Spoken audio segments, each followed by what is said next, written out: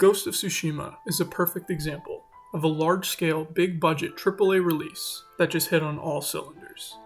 Being one of the most gorgeous-looking games of recent memory, the praises it receives are all but justified. It's one of those rare open-world games that just does nearly everything right, and little wrong. It may seem like the bare minimum, but with the slog of long, too big, nearly empty, or even worse, stuffed with filler open-world games that have been all too common, doing the bare minimum and getting things right seems like a rarity, and helps this game shine. But it isn't just a satisfactory example of what open-world games are capable of. It also has a quality cinematic narrative to boot. A lot of games of this genre struggle to balance freedom and exploration with having a strong narrative through line, but in Ghost of Tsushima's case, it's nearly seamless. You can grind out the main story and ignore everything else and still get a decent experience, but opposite of what you may think, the more time you actually spend away from the narrative helps it feel more impactful coming back to it after having done so many optional side activities. Allow me to explain. As is the case with most open world games, there's a progression system, and logically, the more you complete leads to more upgrades and leads to a stronger overall character. But in the case of this game, the experiences you have while doing these seemingly non-essential fetch quests almost comes across as essential to the growth of the main character, Jin Sakai. For some quick backstory, the game takes place on the real-life Japanese island of Tsushima, and the events of the game use the real-life 13th century Mongol invasions of Japan as the backdrop, giving it a little more legitimacy, while also being a history lover's dream. Following a direct confrontation between the samurai forces of Tsushima and the Mongol invaders led by Khotan Khan, the fictional grandson of real-life conqueror Genghis Khan, nearly the entire samurai force is wiped out, save for Jin Sakai and his uncle, another key player, Lord Shimura. Essentially, following this, Lord Shimura is captured by Khotan Khan, and Jin, left for dead on the beach, is all that remains of the samurai. This is where his journey and rebirth begins. You see, I chose that word rebirth very deliberately. Following his near-death experience on the beach, Jin changes, for better or worse, and I'd say that's up for you to decide. But his entire code and philosophy is thrown out the window in favor of doing whatever it takes, so long as his end goals justify the means it took to get him there. This change is perpetuated by a thief named Yuna, who saved him from the beach and gave him medical care. She is the first true ally you have in this game to join you on your journey, and the reason she is so instrumental to this change is because her underhanded stealth tactics are technically frowned upon by the samurai, as it is without honor to not confront an enemy head-on. So now that we're all caught up to speed, let's get back to the exploration part. Following this massive introduction, the world is Jin's and yours to explore. There are a tremendous amount of activities, such as a bamboo cutting mini-game, taking the time to write your own haiku, I personally love that part, and clearing out Mongol camps to liberate more of the island. It is through that last part where you sort of hone in and develop the identity and philosophy of Jin to your liking as the story progresses. What I mean by this is that there are many ways to approach these enemy encounters, using different styles of gameplay. There's the typical head-on, old-school samurai way that the game familiarizes you with. You can also get creative and take enemies out with stealth tactics. What's interesting about taking the stealth route, which in a lot of instances the game almost forces you to, unless you want to handle a swarm of enemies all at once, you get these training flashbacks reprimanding you for doing so. As I said, a central character in this plot is Jin's uncle, Lord Shimura, a highly respected samurai clan leader amongst the ranks. Lord Shimura has essentially been Jin's father figure for most of his life, as both his parents tragically died while he was younger. And so it was up to Lord Shimura to not only train Jin how to fight, but to instill in him the aforementioned samurai values. So, as I mentioned, when you veer off the samurai path and kill enemies in a way that is not typical of a samurai, Jin's conscience starts to pick at him. The flashbacks triggered are moments of training between him and Shimura, emphasizing taking the enemy head-on, and usually scolding us, the player, for doing anything other than that.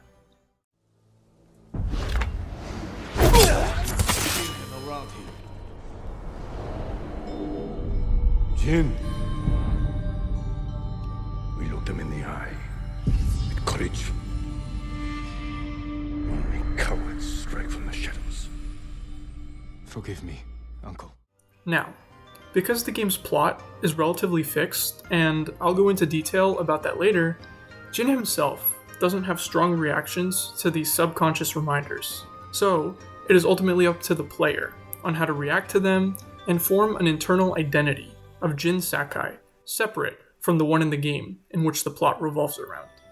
What I'm trying to say is that the choice is ultimately yours when it comes to how you want Jin to develop as a character, without that necessarily being an option in the game, since it is not really an RPG, and you don't get too many choices, cementing him down one path or another. It is a headcanon, if you will. This is not to say that Jin doesn't have any agency or personality of his own, because he very much does, but I find it cool that the game gives you that little bit of wiggle room to maybe have a different perception of the character than someone else might, albeit a little unintentionally. And another large component of this, which may seem easy to overlook, is choosing what Jin wears throughout the game. I'm not joking. Let me explain. You see, as I mentioned, there are many types of ways to play this game, and as a result, there are outfits to match and cater towards your preferred playstyle. For example, if you prefer the straightforward melee route, you get traditional-looking samurai armor that boosts the stats necessary to suit that playstyle. Similarly, if you like being an archer, or prefer to put more of an emphasis on sneaking around, there are outfits for boosting those areas as well. You see, the outfits and the clothing and the gear options are not just cosmetics, meant to be an afterthought. They help further whatever identity you choose to pursue as Jin, because you are making the active choice to put each one on and commit to not only looking a certain way, but playing a certain way too. So essentially, the way you choose to look is tied very closely with your desired playstyle, and that right there is a very simple way of cementing your own philosophy and values, all with a pretty ordinary game mechanic. When I personally played this game, I did this a lot myself. There were some armors I never really used, either because I didn't like the way they looked, or I didn't really play the game in that manner. And as a result, I closed my Jin off from that way of approaching the game, and in my head, that way of thinking on the battlefield. Interestingly, my personal armor choices saw a gradual evolution. When I first started the game, and was under the premise that it was a samurai game, I naturally went with the samurai armor and playstyle. I mean, who wouldn't? This one is also the more forgiving way to play the game. The stats of it allow you to absorb more damage and focus on dealing more damage, so it's quite fitting. As the game's plot progressed, however, which I'll get into shortly, and Jin's character devolved further and further from the samurai ways, I found myself no longer using this armor. It just didn't feel right. The reason I say this is because of the way the story winds up. I'm going to fast track this a little because it's quite long, but the rundown is that Jin is able to take over a fort with the allies he gathers, rescues his uncle, and gets into some serious ideological disagreements, despite the growing number of victories. Lord Shimura is aware of the tactics that Jin has been using to dispose of his enemies, and tries to correct him. He is as rigid as it comes regarding his code, and he is not shy about letting anybody know. This naturally causes issues, not just with Jin, but with Jin's ally, Yuna. Shimura sees Yuna as the one to blame for Jin's change of character, and doesn't like her whatsoever. Everybody tries to put their disagreements to the side, but it all reaches a boiling point at the end of the second act. Feeling so frustrated with his uncle and his tactics, they get into an argument. Jin keeps emphasizing that the way he has been doing things has yielded nothing but success, and the way his uncle likes to do things leads to nothing but mindlessly marching into death, a callback to the beach from the very start of the game. Shimura rebukes, with saying that Jin has lost all sense of honor, and that he needs to come back to it. Feeling like his uncle will never change, he takes matters into his own hands, and in the most un-samurai-like way possible, kills an entire fort of Mongols by poisoning their food and drink supply. While this is a major victory on paper, it is ultimately the point of no return for Jin. Obviously, Lord Shimura finds out of this, declares Jin a traitor to the samurai, and has him arrested and banished. Feeling the ultimate level of shame, he cut off his only family, his only son, all for the sake of honor and codes. So this is what I meant by the game having a fixed journey for Jin. Even if you as the player personally liked using the samurai honorable method of fighting enemies, you cannot seriously tell me you didn't at least once resort to a stealthy killing out of convenience. And even if you truly didn't, which would be quite difficult, as there are sections of the game that make stealth almost mandatory, that poisoning sequence is something you cannot come back from. Things cannot be as they were, and Jin is samurai no longer. He is something else now. To symbolize this grand change, the game gives you a brand new type of armor to use, the ghost armor. And this is where my personal metamorphosis occurred. Gameplay-wise, it boosts all the stealth categories, like reduced enemy detection, silent footsteps, yada yada yada. But story-wise, it is the final step Jin takes into his new persona, the Ghost of Tsushima. Ta-da! Get it? Because that's what the game is called. Anyways. Oh, brother, this guy stinks! The Ghost is a nickname that the people of the island have grown to refer to Jin by, following each and every one of his victories, both big and small. And this is the identity that I as the player fully embraced. The samurai turned their back on me, Lord Shimura turned his back on me, and the samurai playstyle was something that I really wasn't using anymore. So I jumped head on and only used the ghost armor going forward, accustoming myself to both its benefits and weaknesses. Yeah, you get killed a lot faster. But that also kind of makes sense. It is less padded, and combat as a whole becomes a little more challenging with that armor, because it's the harder path to walk down. Jin has no status anymore, no protection, no support save for a few allies, and so naturally, this path from a combat perspective would be harder. But sometimes walking the right path is harder, and turning your back on what you're comfortable with in favor of doing the right thing is not an uncommon human experience. Sure, the game doesn't restrict you from a gameplay perspective, and you can switch back to any armor whenever you like. In fact, for higher difficulties, it's probably the logical thing to do to make some duels more bearable, but I couldn't go back. That ship had sailed. For the Jin that I had grown to know, he was done with that life. And so was I. And maybe I'm looking too much into this, right? Giving so much weight and importance to what type or color armor you wear in a samurai video game? But what if I'm not? To me, there's two instances that make me not go back on my belief that armor choice matters this much. One occurs at the very end of the story, and one is a minor detail that actually occurs in the DLC expansion. To tackle the end of the game, let me get you there. Jin is captured and his good old pals bust him out. Unfortunately, your loyal horse gets wounded and dies following your escape. I can't believe I forgot to mention the horse. This is actually a really sad moment, and you get to name the horse and everything, and wow, I can't believe the horse is getting me this worked up. Just play the game. You'll get what I'm talking about.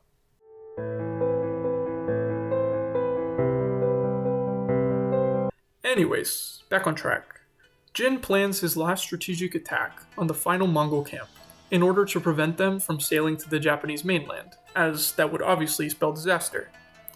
But to make the stakes even higher, the Mongols were able to recover and reverse engineer Jin's poison from earlier, and are now planning to use it on all of Japan. So, yeah. 1 point for Team Shimura, I guess. You know the drill by now. For about the 100th time, a large-scale battle breaks out, and like a movie scene, after slaughtering your way through countless enemies while being supported by your crew, you reach a one-on-one duel with Khoten Khan. But, because you're a super cool samurai warrior with plenty of combat experience by this point in the game, he's no problem for you, and yay, you stop the Mongol threat. Only, this doesn't resolve everything, exactly. As far as ridding the game of the major antagonist, not just to Jin, but to Japan as a whole, yeah, they're pretty much dealt with. But for Jin's personal antagonist that has developed over the course of the story, his uncle, he's still very much a loose end. He writes you a message to come meet you following the victory, and you as the player probably just have a sprinkle of hope that maybe, just maybe, he'll see what you accomplished and forgive you, and maybe accept what you've become. But tragically, that could not be further from the truth. He tells you a few things. Firstly, Jin has officially been stripped of all titles and land, so a total formality as far as being kicked out of the samurai band goes. And secondly, he has strict orders from the shogun that he is to be executed for his crimes, and Shimura has to be the one to do it. In the most heartbreaking moment of the game, you are forced to duel him, your uncle, essentially, your father. For all the hardship he's put you through, he's still the one who raised Jin and acted as his father when no one else could. It all carries a tone of sad acceptance. Two warriors walking opposite paths, and no history that they shared could bring them back together again. It's got a real Shakespearean tragedy weight to it all. You are my son.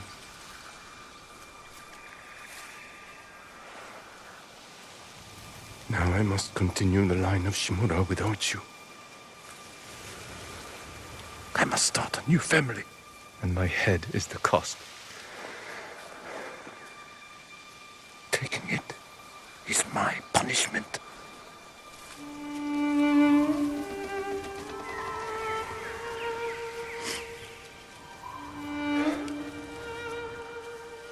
Our final day together. It is beautiful. No matter how long you try to hold off and defend and not strike, your uncle is relentless, and he will keep striking at you. His honor and his code is something he cannot simply put aside, not even just once, for his family, his surrogate son. So, you have to defeat him. But this is not instant death for Shimura. What follows is the only real choice you get in the game. Your first real chance to make the Jin you've created in your head all along something more tangible, and make him reflect how you feel. You can either finish him off, or let him live, but it's not that straightforward. He's actually begging you to kill him. According to his samurai code, which he loves so dearly, he failed, and would rather die one last honorable death than live in shame as being unable to finish off the ghost. Thank you, my son.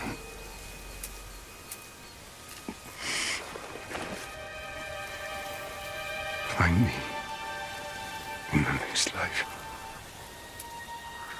I will.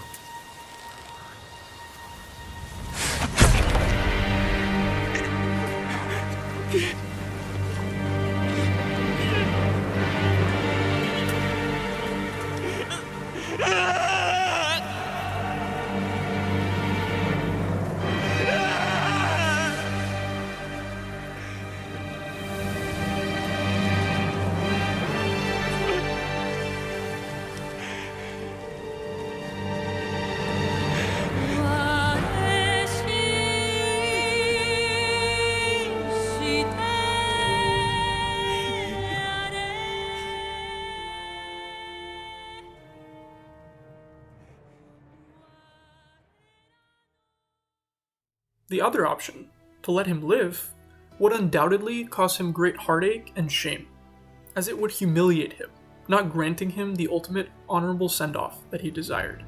And Jin, continuing his escapades as the ghost, would serve as a constant reminder of the apprentice, the son, he allowed to slip through his grasp. I have no honor.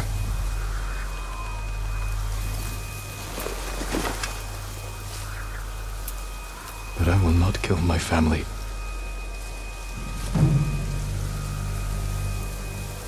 The ghost will be hunted for the rest of his days. I know.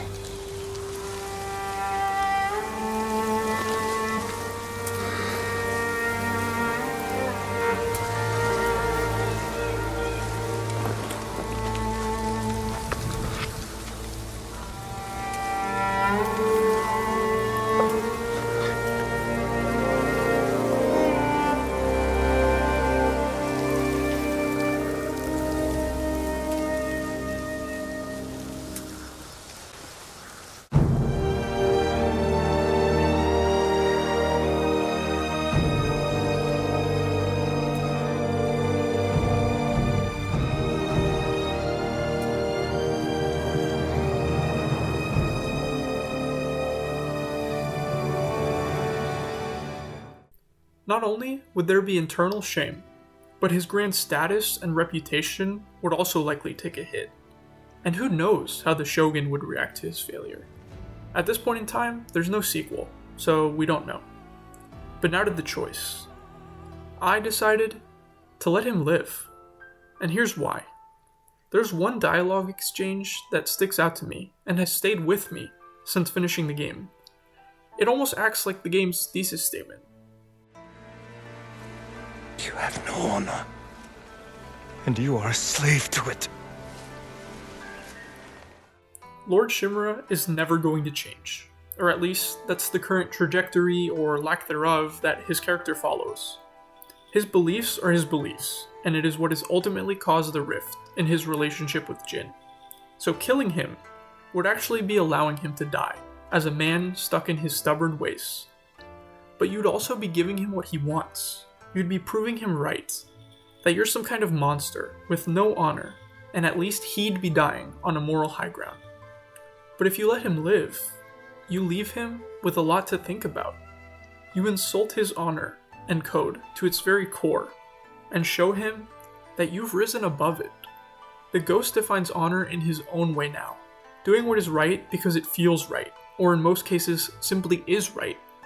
Honor, as the samurai have so rigidly defined it, has no place in his life going forward. So how does this all tie back to the armor? Well, depending on your choice, you get a different armor variant for the ghost armor specifically. This not only cements that the ghost is who Jin is now, and why wearing the samurai armor again just doesn't feel right, but the colors each have their own meaning, giving greater importance to the role that the armor plays narratively in the game. Put simply, if you kill him, you get a white version of the ghost armor, and if you let him live, you get a red one. The interpretation of this is relatively straightforward. In Japanese culture, white symbolizes death, which is fitting, since Lord Shimura died by your sword to earn that armor. Red in Japanese culture, although there are some variations, it generally has an association with power, and to me, this is also fitting. The way I interpret it, this is not power that Jin has over his uncle, or even the samurai as a whole. This is a newfound power that he possesses over his own destiny, no longer being weighed down by the great expectations of honor, which, at this point, I've said that word so many times it's almost lost all meaning, kind of like in the game, huh? So yeah, again, if the ending of this game is putting this emphasis on not just the type of armor you wear, but how it appears as well, I'd say the importance I've given it seems pretty warranted. The other example, and it's quite a small one, so I'll keep it brief, happens in the Iki Island DLC expansion for the game. The basic premise for this is that there are a remnant of Mongol groups on the smaller offshore Iki Island, and Jin has to stop them. Basically, a smaller scale version of the main game. Only, rather than being littered with flashbacks and lessons from his uncle, it almost entirely focuses on the relationship Jin had with his father, and what kind of impression that had on him. The only thing we're told about his father from the main game is that he died right in front of Jin. Jin, only a child at that time, was too scared to fight back and help him, so he was hiding. Dealing with this shame his whole life, it's a major motivator for what Jin has become. Evidence of this not only comes from his constant guilt, but also the ghost armor. Even though it is supposed to be a deviation from typical samurai wear and symbolizes the departure that Jin undertook from that lifestyle, he still wears his family symbol, his father's symbol, right on the cape. So it's clear that he still honors or respects his father in some way, despite this complicated relationship. This relationship with him is developed through flashbacks, where you learn what he was really like, and that perhaps your memories of him aren't as reliable as you thought. You see, Jin was only a child when this all happened, so he isn't necessarily to be blamed for not seeing the whole picture. Jin's father, Kazumasa, had a mythic reputation, but not in a good way. For the people of Iki Island, they referred to him as the Butcher, notorious for his indiscriminate slaughtering of people, innocent or not, to stop the rebellion, which was the intended duty of the samurai on this island. To the people who lived on this island, Jin's father and his forces were not so different from the Mongols. These invaders from another land entirely, dictating their lives and causing them great violence if they got out of line, are something they've already seen before. So the whole point of this DLC, aside from stopping the Mongol forces in the present, is for Jin to learn the truth about his father, and defeat the guilt that has hung over him his whole life.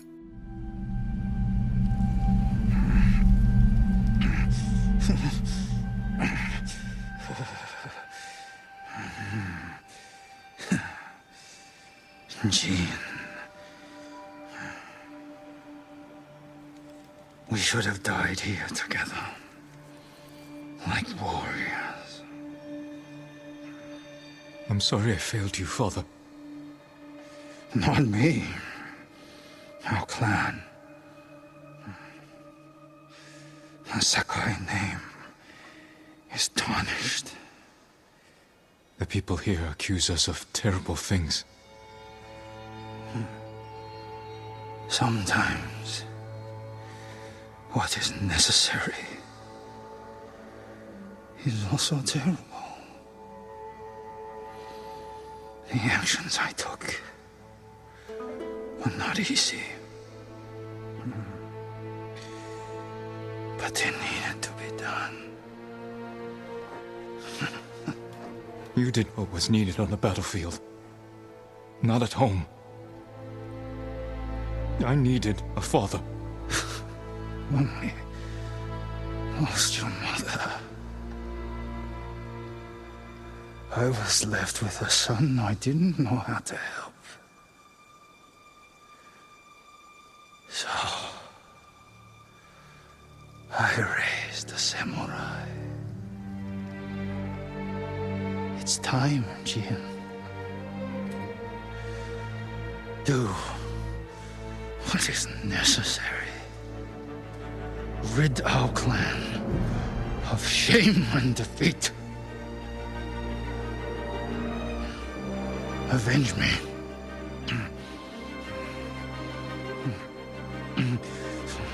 Kill him, you coward!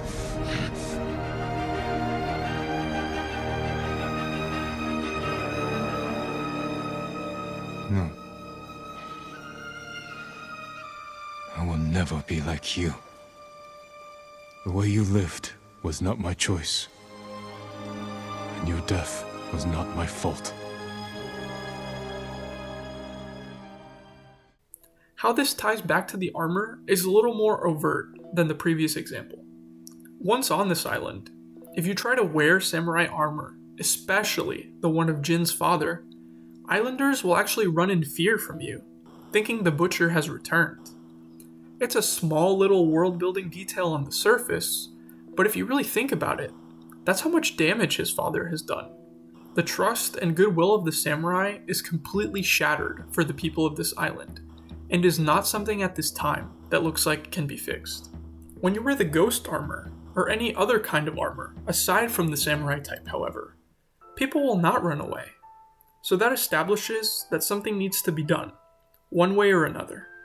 If you're following the ghost path, as I said, where you're walking your own path, and not confining yourselves to the samurai code, this is fitting. You get the Iki Island people to trust you, because you're not a samurai. You are not like your father. You're something more evolved, something better, something that not just the people of this island can trust, but hopefully everyone across Japan can as well. And so sticking with the ghost armor in this case is a commitment to that wave of change. You're able to put the old ways behind you, the infamous family armor that was once meant for you, as well as the guilt Jin had for his father. So to me, it's pretty crazy how something as insignificant as what outfit you're wearing in a samurai game can have this much of a moral through line for both the player and how the player perceives the protagonist. As I said, you only ever get one major choice, which is where you decide the fate of your uncle. But that's only if we're talking about choices that the game explicitly gives you. For me, there was a choice every time I walked into battle. What philosophy I wanted to stick to, what identity was best for me. And these micro choices, if you want to call them that, really add up. It becomes something that sticks with you your entire journey, if you choose to see it that way. So for me, having this kind of mentality of reminding myself of the identity I chose not only made the game more immersive, but made the journey transcend the medium of video games. Having personally accomplished nearly every task the game presented, I felt mentally exhausted. But isn't that how it should be? I walked in his shoes. I cleared out that world, liberated each section, and had some of the toughest battles, both externally and internally. Making Jin's journey become the player's is something that seems like an obvious objective for game designers, but is not something that is always accomplished, let alone at this level of quality. So for that, Ghost of Tsushima is a success on all fronts. For making the fantastical underdog journey of a lone ex-samurai as relatable and as pressing to my ordinary life as it did, I'd say there's very few games, if any, that have reached that point. Thank you.